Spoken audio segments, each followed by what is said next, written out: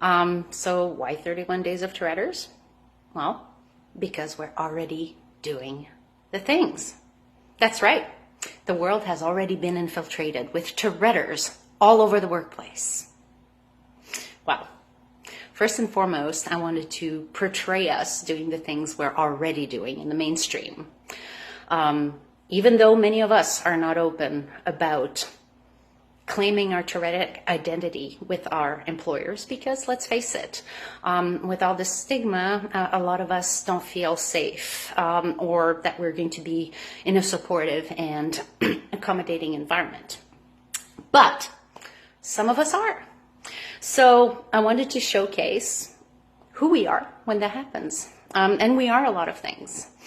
We are engineers, teachers, lawyers, business developers, journalists, analysts, nurses, artists of all types, financial advisors, office managers, PhD candidates, politicians, and some of us are even underpaid advocates. Imagine that.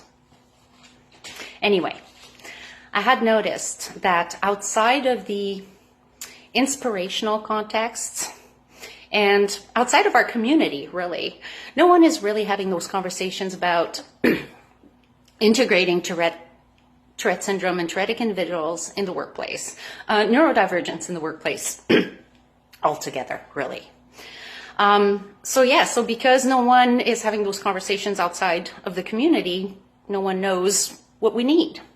So I've taken it upon myself to change that. So I've interviewed a number of different individuals in a variety of careers to introduce them to the world in a very non-flashy way. So why 31 days of Touretters? It's the first step of many steps to be taken by all of us. It's the first step in a 100 million kilometer journey.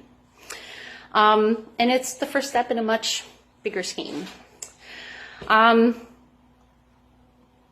Tourette's Empowerment Hub is about empowerment. It's not about giving us the feels. It's about eventually getting us a job. So in the meantime, until that happens, we all have a job to do.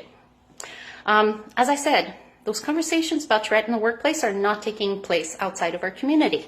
So I've changed that. So in earlier posts and in future posts to come, there are links to LinkedIn articles highlighting individuals in a variety of careers and who they are and what they do in a very simple, approachable, human way.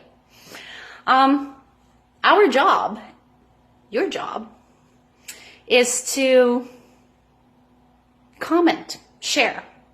What can you comment? Well, there might be one sentence in there that highlighted something you did not know about Tourette syndrome.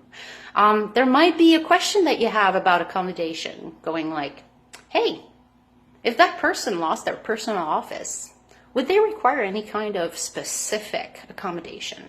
What would happen? So again, I will reiterate, no one is having those conversations outside of our community. So if you engage on LinkedIn now, you'll be pioneers. And because we're the first ones having those conversations, if you have questions, there are no bad questions. I would rather have a quote unquote bad questions than no question at all.